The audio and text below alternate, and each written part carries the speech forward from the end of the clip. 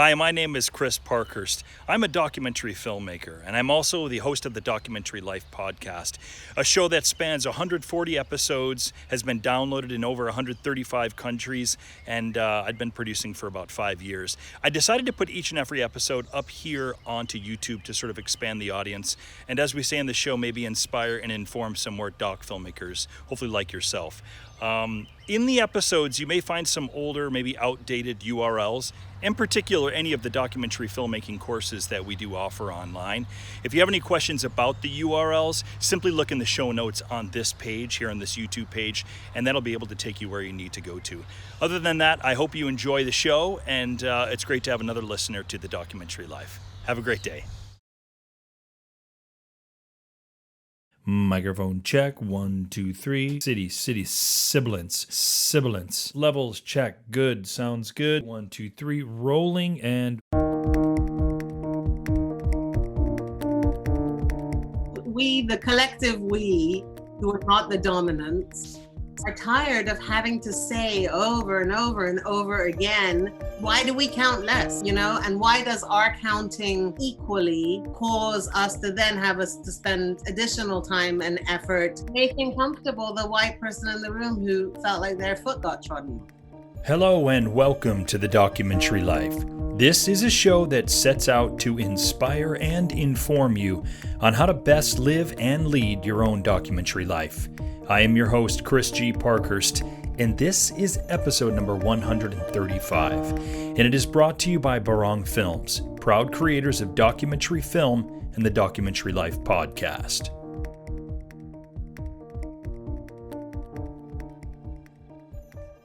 "17 years ago, I began working on documentary films over in Southeast Asia. As you'll know if you're a regular listener of the show, originally it was to work on someone else's film, a Fulbright Scholarship awardee, about the remaining UXO and its effects on the lives of the Cambodian people. Following on from my 6 months living in Cambodia and making that film, it became a place that I have continued to have a strong connection with, returning many times over the years to do both commercial and documentary work, raising and schooling my children there for periods of time, and living and traveling to and through the heart of urban and rural communities alike. It is a place that is near and dear to my heart.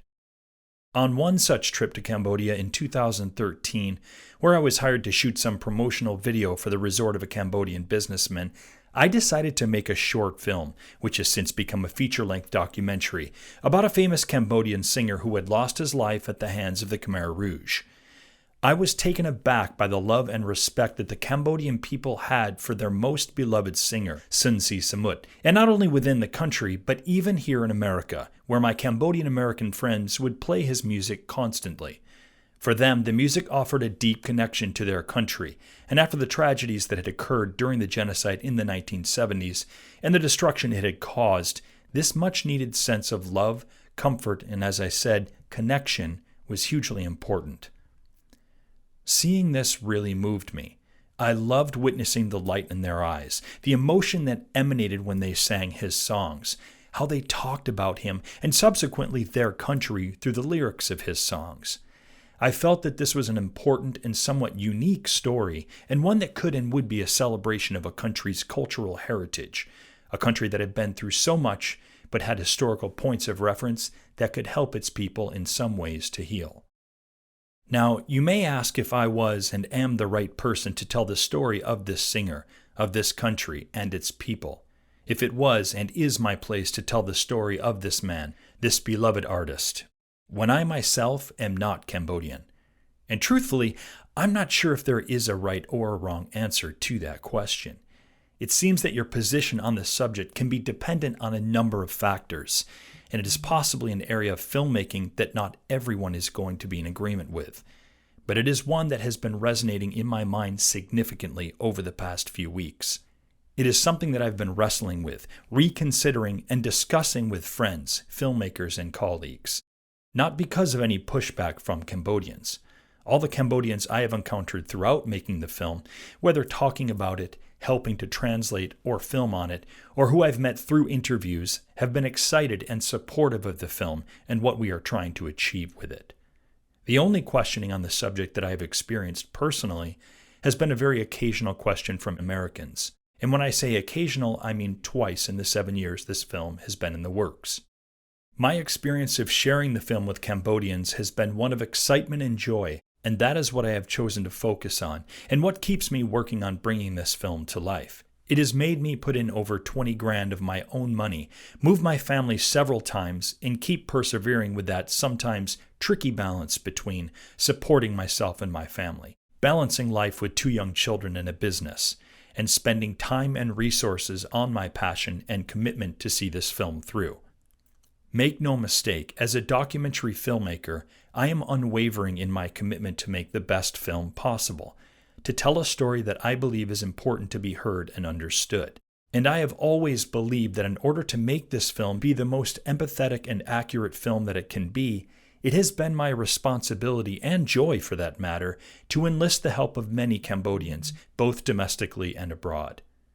I have always remained keenly aware that I am a white American man who has not been directly affected by the history or circumstances that the film discusses, and therefore have a responsibility to tell the story as authentically, honestly, and respectfully as possible. And that is what I have always intended to do. Let me tell you a story that I have mentally referred to many times over the course of making Elvis of Cambodia.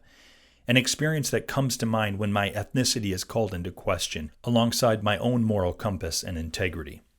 6 years ago, Stephanie, my producing partner, and myself were down in Long Beach, California, where the largest Cambodian refugee population in the U.S. live. We were in the middle of our crowdfunding campaign for Elvis, a film that we were set to commence filming on a month and a half later. During that time, we were fortunate enough to be invited to the screener of the documentary film Don't Think I've Forgotten, an in-depth exploration of the history of Cambodian rock and roll. It was directed by filmmaker John Perosi, a colleague who has since become friends of ours. John was actually on the show way back in the early days of the program. We were eager to see this film, not only because there was some obvious crossover with our own project, but also because this film was the labor of love of another American filmmaker who had spent 9 years making their passion on Cambodian music come to life. Like myself, John is someone who has spent a lot of time in Cambodia, making commercial and documentary films. He has great love and appreciation for the people and culture of the country. As much as we were really looking forward to seeing the film, we were not prepared for what we experienced.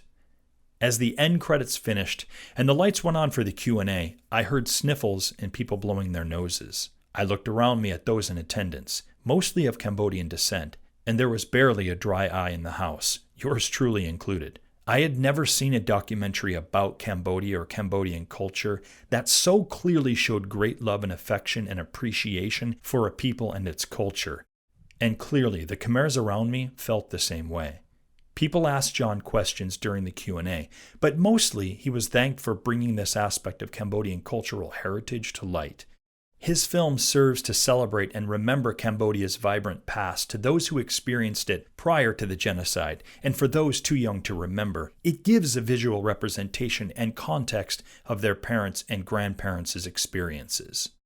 I have to say that to see the reaction that John's film received from every single one of us in the room that day, regardless of demographics, instilled in me a firm belief that we had to continue to make our film.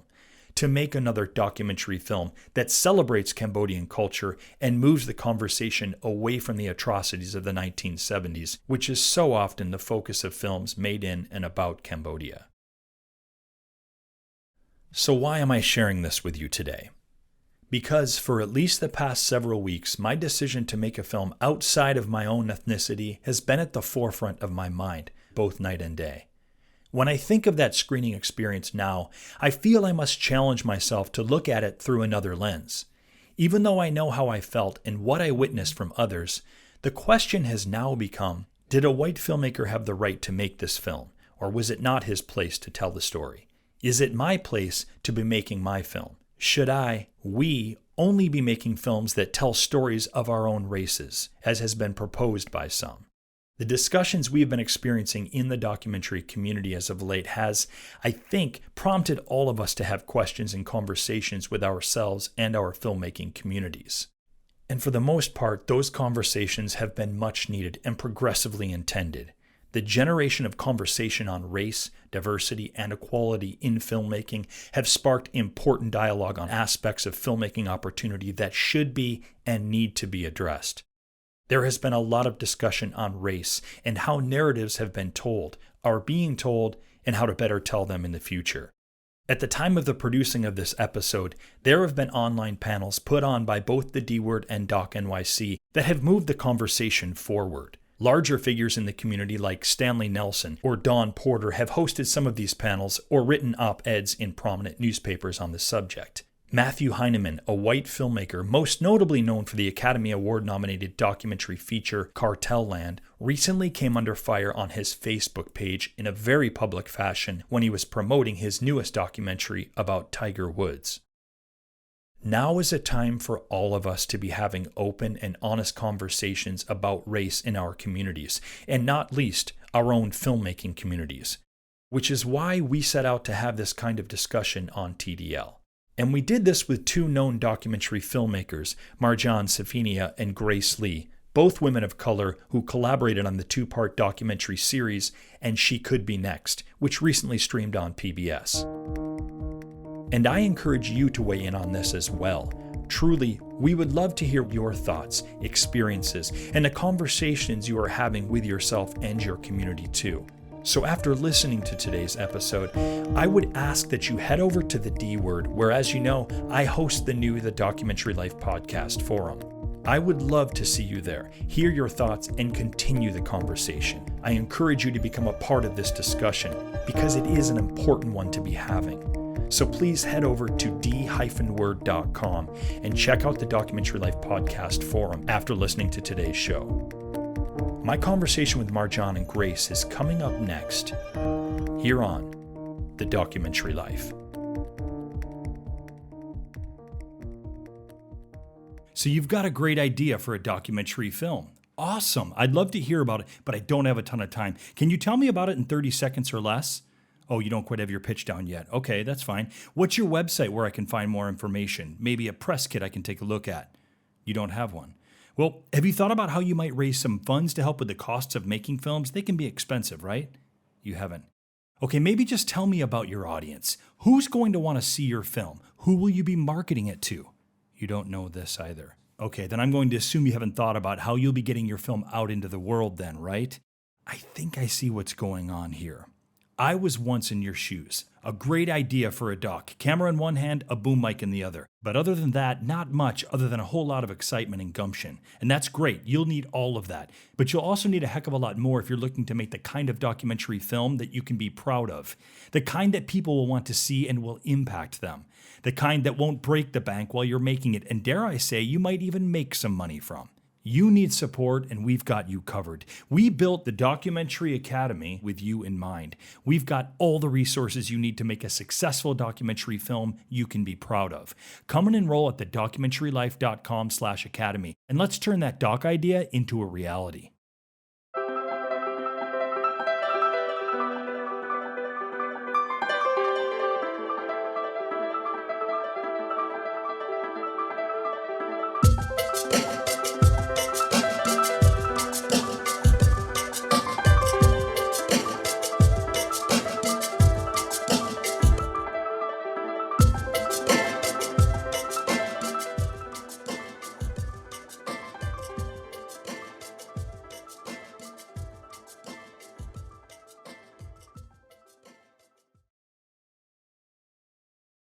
I have the pleasure of bringing on two documentary filmmakers that I've been looking to have conversations with for a bit here, and certainly in the times that we are experiencing right now. Marjan Safinia is an Iranian documentary filmmaker whose films examine identity, community, and social justice. Collectively, her films have played at over 100 international film festivals and been broadcast in North America, Europe, and across the Arab world. She co-hosts the preeminent online documentary community, The D Word, and is a regular juror, programmer, speaker, and connector of all things documentary.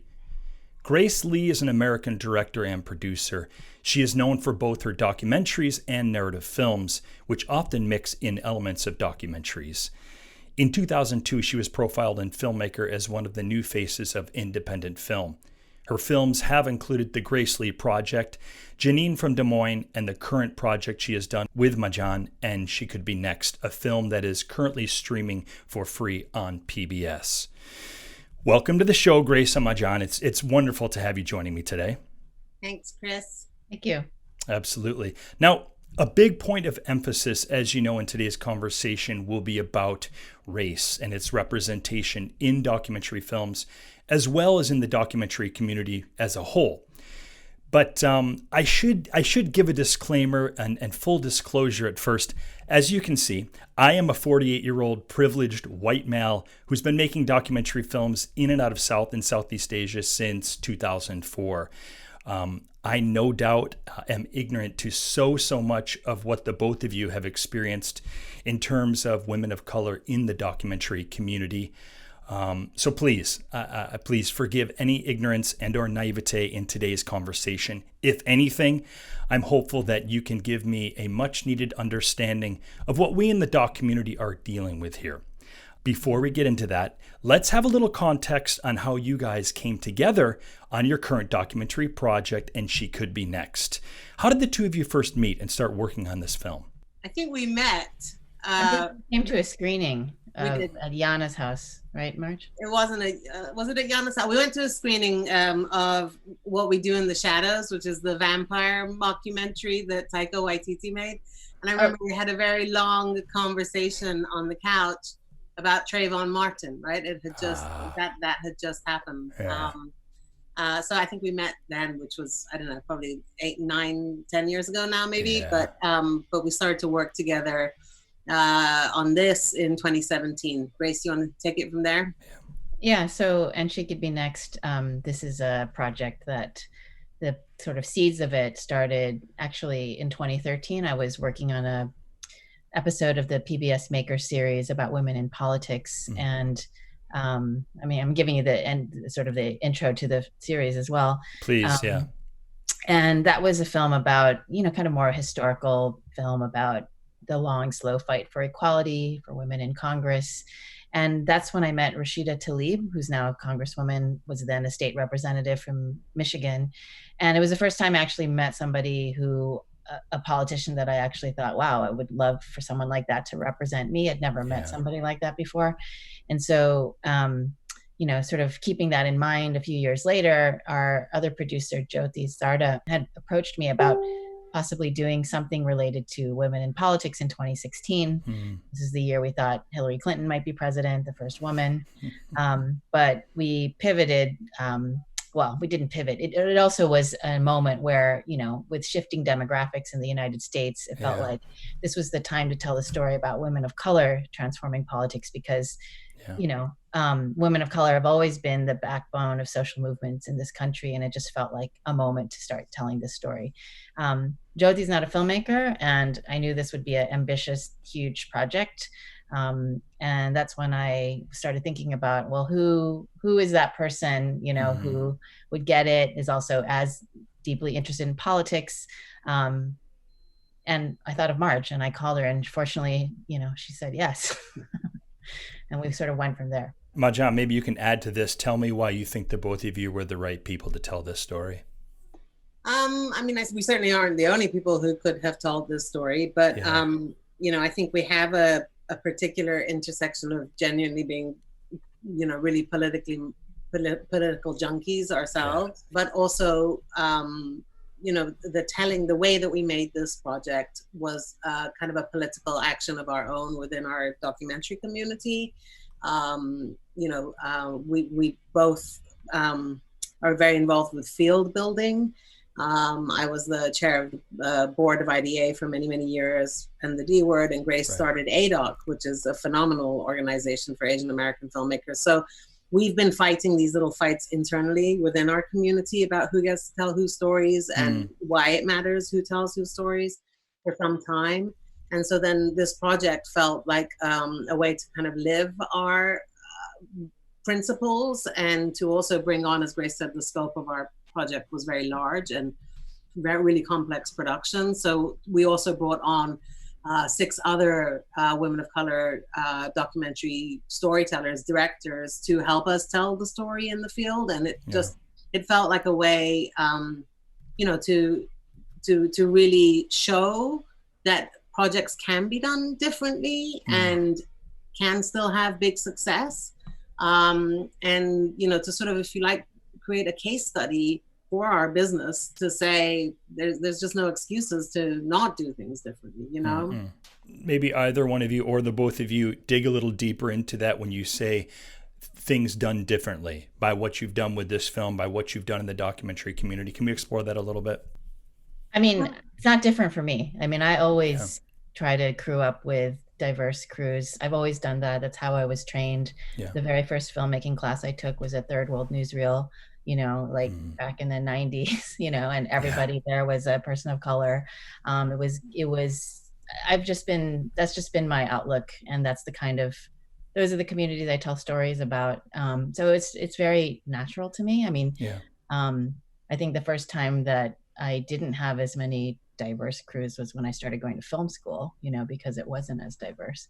I mean, it just, the people are out there, and especially when we're telling stories about communities of color or communities, we often hear people say, like, the people who are closest to the pain are the ones who can represent these communities, right? And I feel like, by you bring something different to the table when you're telling a story about a community that is close to you or similar to you or adjacent to you.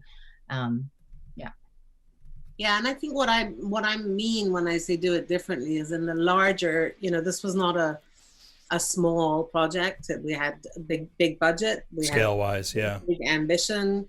The sorts of things where many filmmakers are told that that's kind of too much to bite off, but particularly we were also told directly and indirectly that, who's really going to find this interesting? I mean, who's really going to find a story about, is women of color really the interesting political story right now? Isn't this just a smaller story about women in general?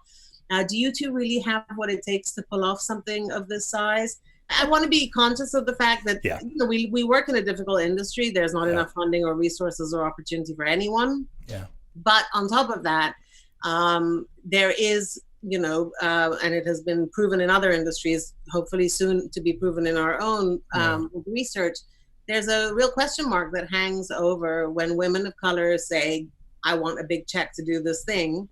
That doesn't, that's really an uphill battle. And we see it in even the candidates, who we cover, who share that battle. Right.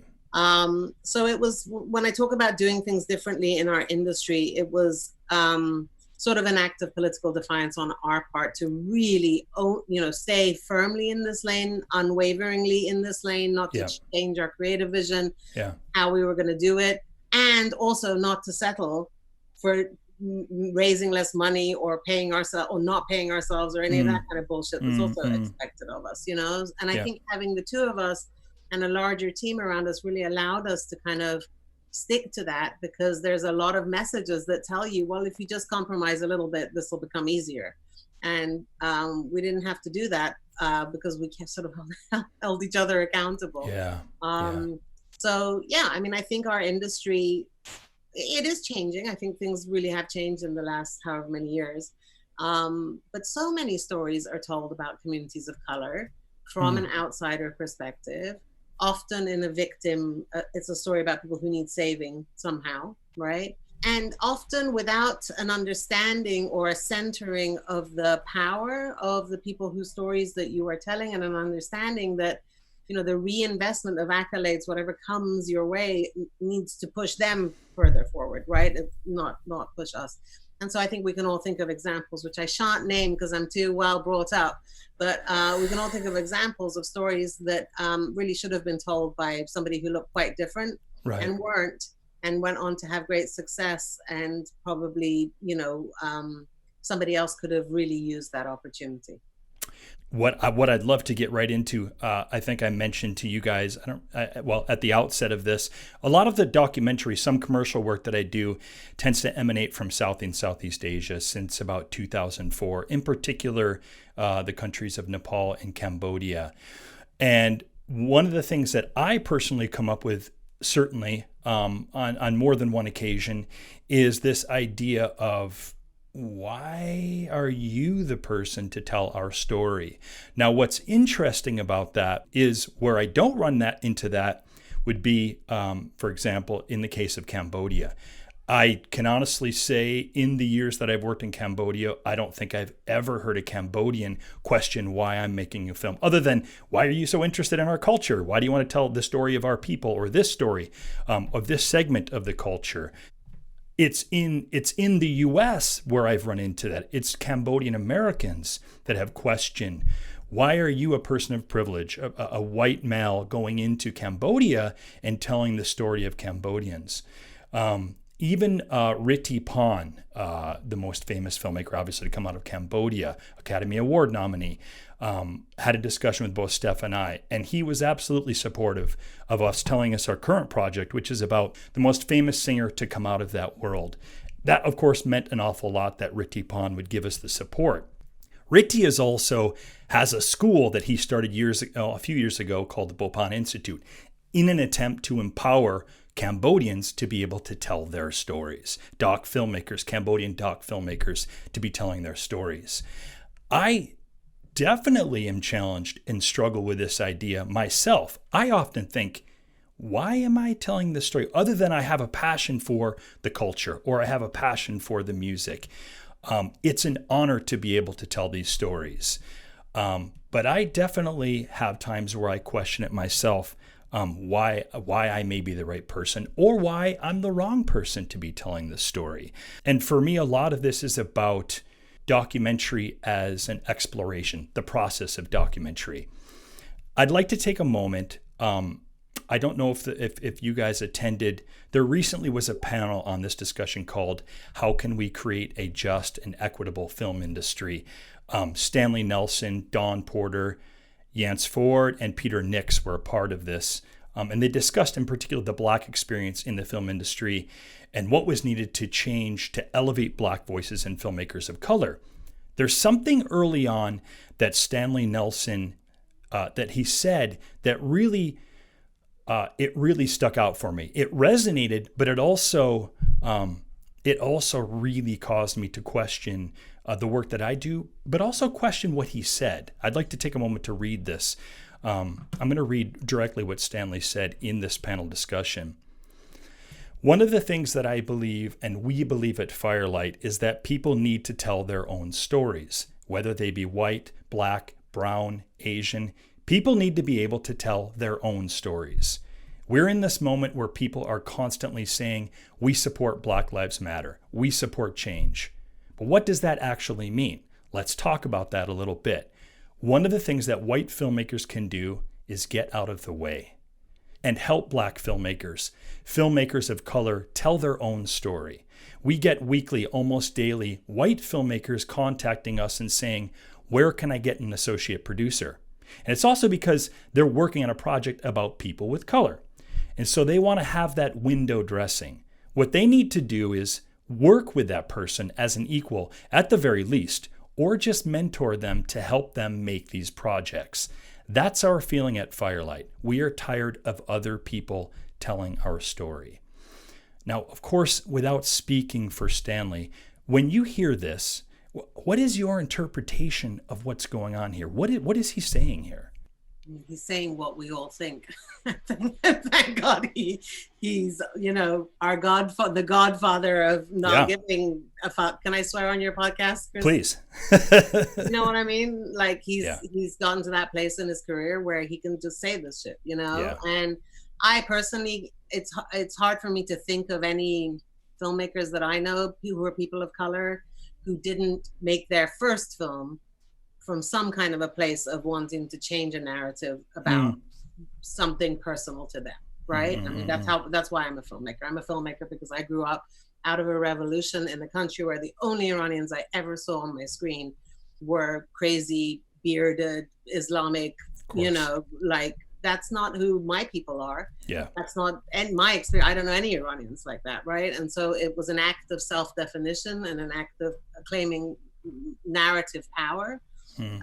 Which is super profound, right? It is super profound how we define people. So I think what Stanley is saying is just like in the larger space outside of documentary filmmaking, it's been an out of balance ecosystem for a really long time, right? And so when Stanley says, get out of the way, or use your privilege and not access to opportunity and power to bring forward someone not as window dressing, but truly as an equal to help them, it's a, you know, it's like me, why do I recycle? I recycle because there's a greater good in my action, in my personal action. You know, collectively, if we all took a small personal action, we can actually make some kind of a transformative change. And I think that's what Stanley's calling for. And I think many of us feel that way. And we're starting to get brave enough, more and more of us, to just say it out loud. Grace? I want to get back to that, but please, Grace. I don't know. Marge said it for me. Yeah, he's just like speaking plainly. And, you know, I think it's one of the things that occurred to me when you were reading that, and when Marge was speaking was, you know, so much of the films I've made, it's kind of correcting what has come before, right? And I've worked on projects where, you know, one of the very first jobs I had was working for this, who she's considered the godmother of Asian American documentaries, Lonnie Ding. She poured her entire, you know, life and soul into documenting like the early Asian American immigrants. And, you know, somebody like, I'll say his name, Bill Moyers, comes around and wants to make a series about Chinese Americans, and he gets all the money. I'm like, how did that happen?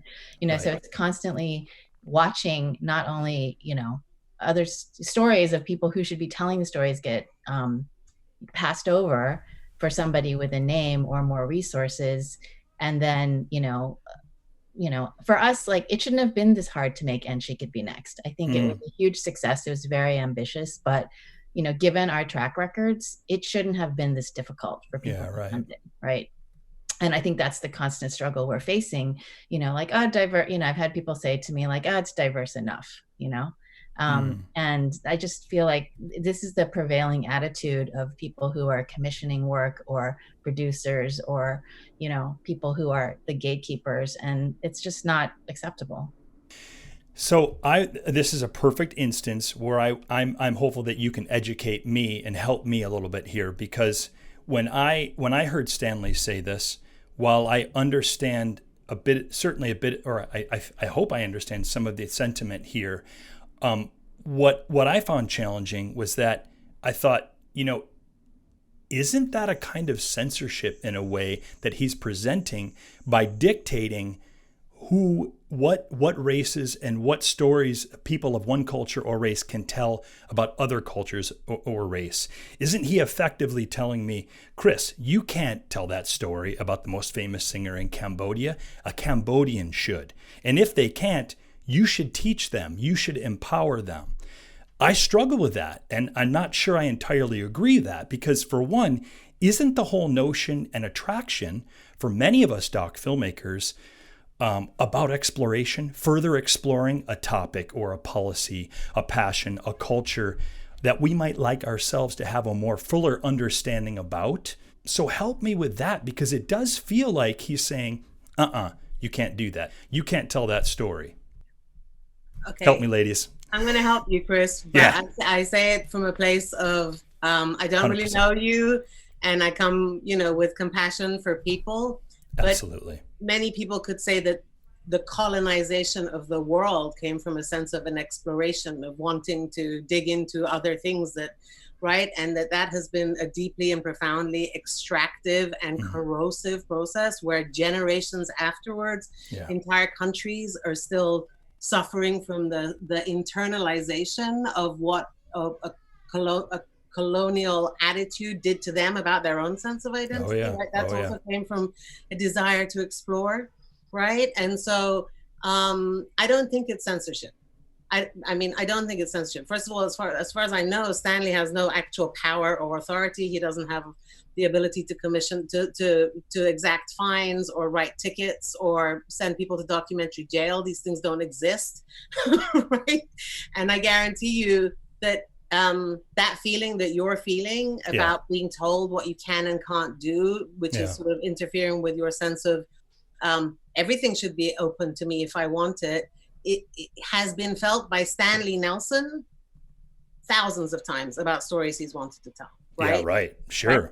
So that's the thing. So the phrase that I keep coming back to over and over again, inside documentary, outside documentary, in this moment that we're all in, is a simple thought. And, you know, I think about it 20 times a day. When you are accustomed to privilege, equality feels like oppression.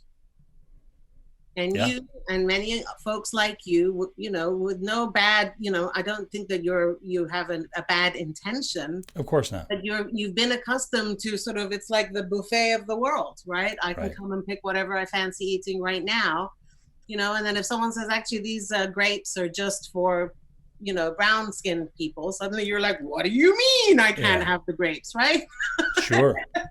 And, you know, so it's that's what it is. It's a pushing back, a correction, as Grace said, of a system. Yeah, and suddenly folks who've had full access to the full buffet all the time, in a very short amount of time that this dialogue has been kind of prevalent in our business, are suddenly like, whoa, I feel like this is, you know, unfair to me. And it shows an actual complete lack of understanding of what kind of unfairness exists in our system towards all the other kinds of people who encounter at every step an obstacle.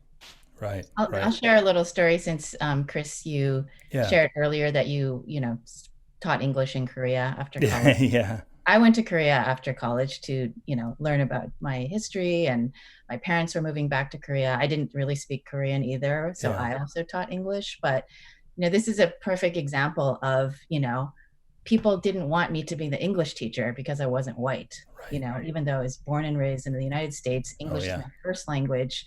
You know, you have that privilege. You probably got paid more than I did, you know, because you're an authentic looking American. And I think this is, you know, this is like an example of the correction that I'm talking about, you know, that, you know, you may not realize it because you get to go to this country and experience it. And I'm sure it's difficult, it's challenging, right?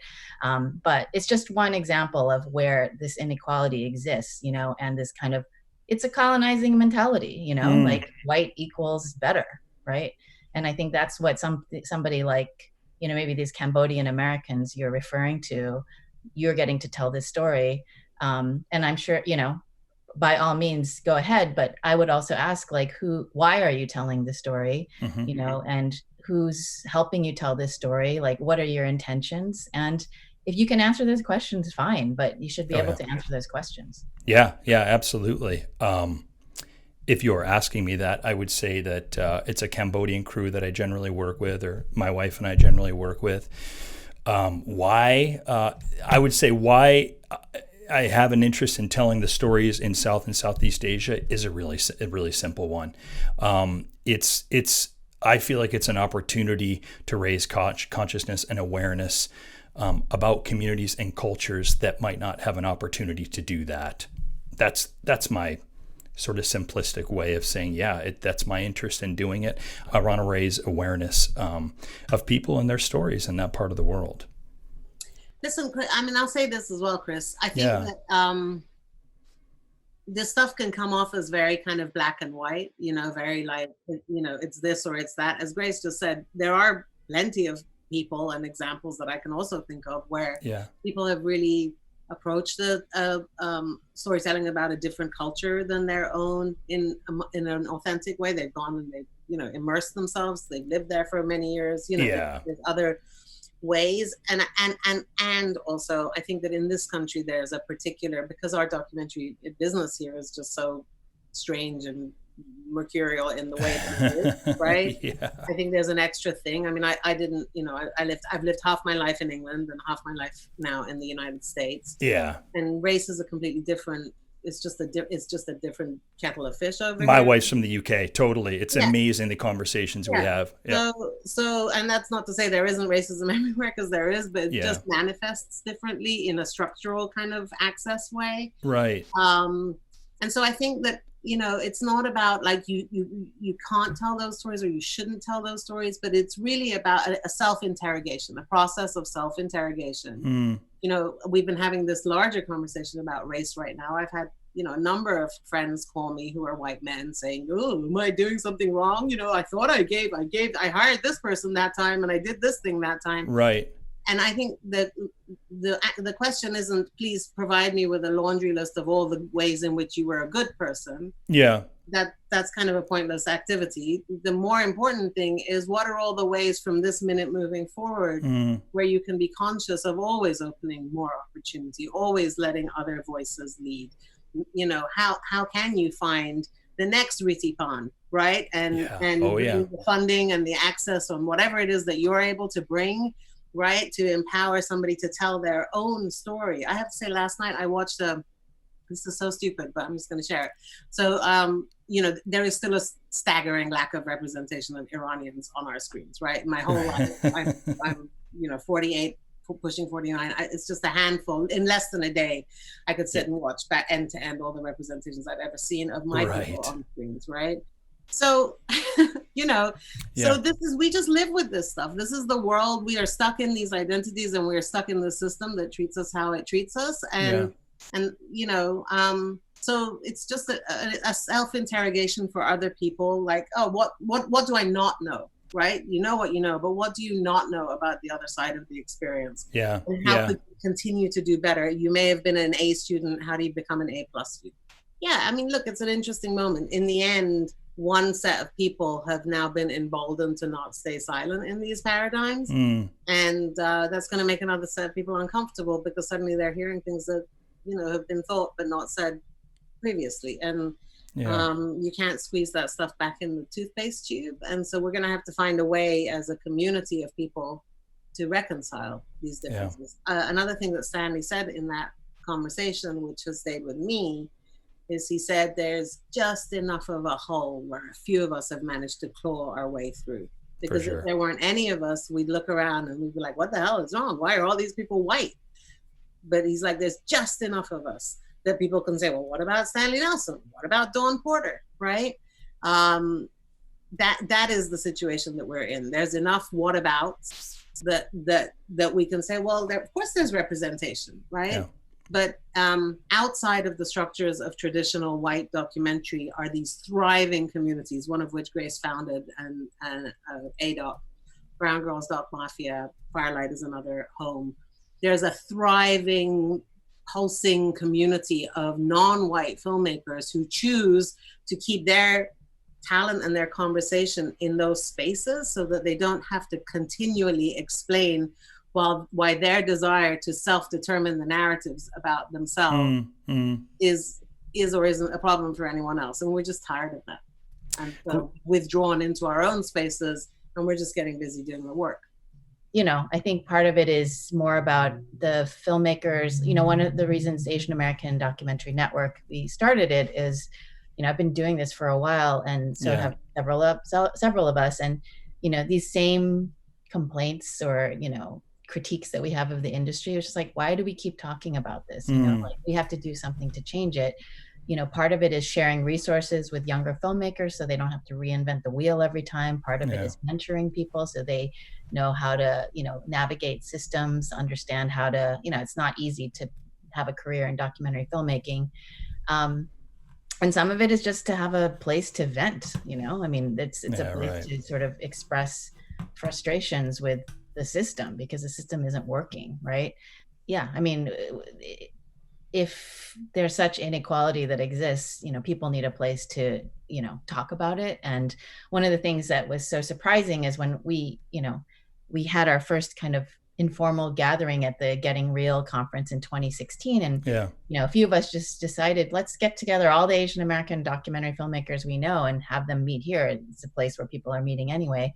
We thought maybe 30 people would come, but like 80 people showed up. And it was just this opportunity for people to like see each other, right? And we're national, we organize online, we meet on Slack, right? And it's just a place for people. So many people have said, I didn't know that there was somebody else like me, like we're also massively isolated in terms of the work we do, or, whether it's in journalism or documentary or podcast or whatever. Right. And it's just a place for people to find community. And I think, all of these, like the D word, Brown Girls Doc Mafia, it exists because it's lonely. This profession is lonely, and it's also not always friendly. And I think in this moment where everybody is, kind of thinking about everything, systems and structures, it's also provided a place for, deeper discussions to be had. Even within ADOC, we talk about anti-Black racism, right? And how can we move beyond that? Like, we're not just, banding together because we're all Asian American, but we're also examining, what are we doing that's contributing to, how can we be more anti-racist? I feel like I could talk with the both of you for a heck of a lot longer than a 30-minute segment. I appreciate the both of you so much taking time to really share your experiences, with a greater documentary community with this podcast. Before we do leave, both Marjan and Grace, what have I missed in this conversation that you feel like, what, Chris, you need to know this, or your other documentary filmmakers should know this about this discussion? What would that be?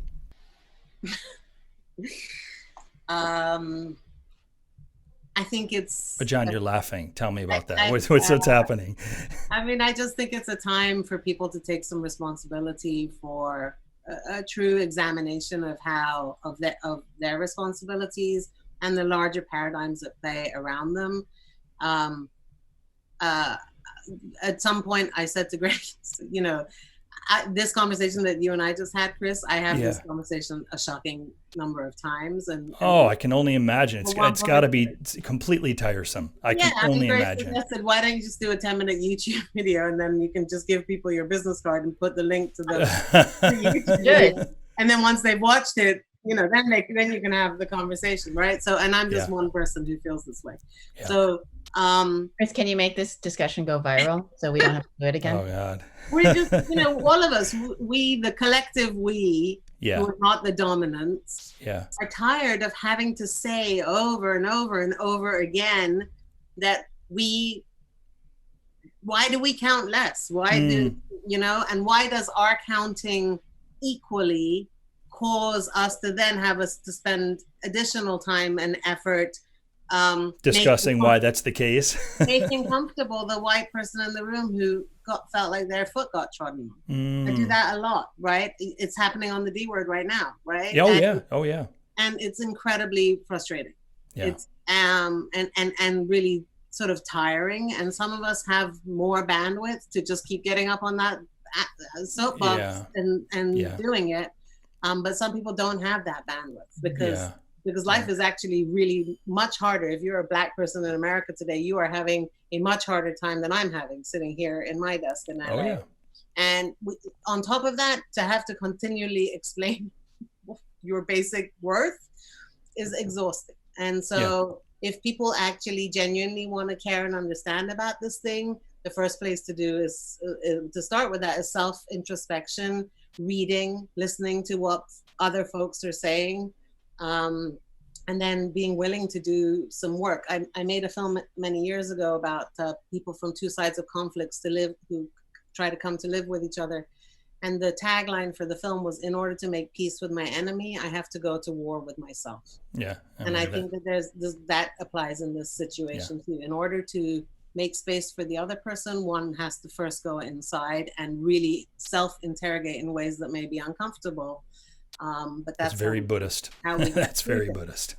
How we get through things. And I made a film about Grace Lee Boggs, the Chinese American activist in the Black community. And, there's a little section in there where she also talks about, really paraphrasing, like, change yourself to change the world. This woman has gone through multiple social movements, revolutions, rebellions. I really, think about her a lot. And I don't spend a lot of time educating white people about how to act in this moment. Like, this is the most I've spent like in the last, Margie's much better at it, but I prefer to, nurture like ADOC, right? Like I want to have that conversation there, but I think it's important to have this conversation as well, but perhaps you should have it with other white documentary filmmakers, right?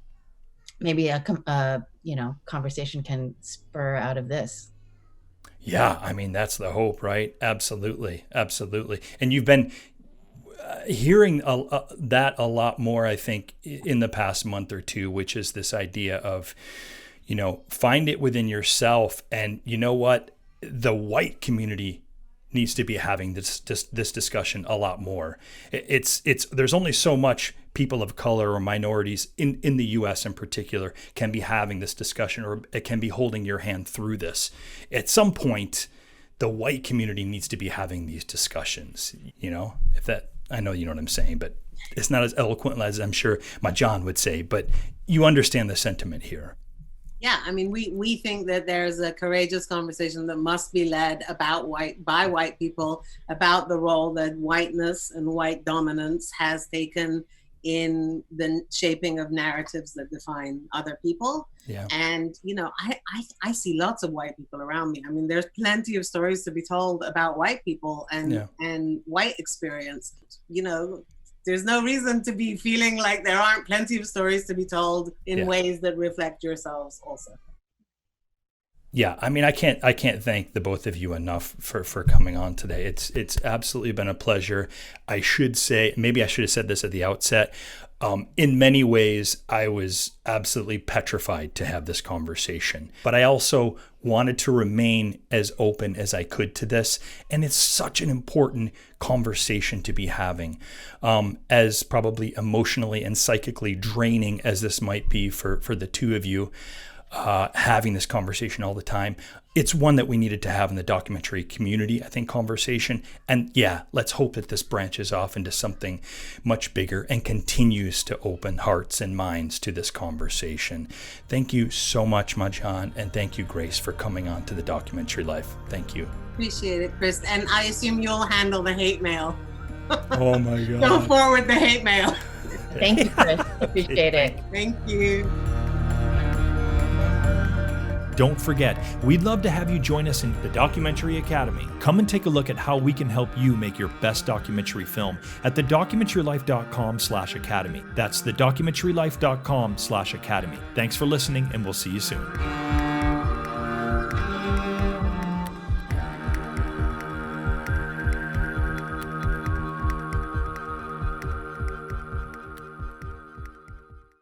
Thanks again for listening to the show, and remember to like and subscribe to this channel. Also, remember, for any of the URLs that may or may not be outdated and you want to get the most up-to-date information, perhaps for the documentary filmmaking courses, for the blog, for other episodes, just go ahead and check in the show notes below on this YouTube page, and that'll give you the correct URLs to use. Thanks again. Have a great day.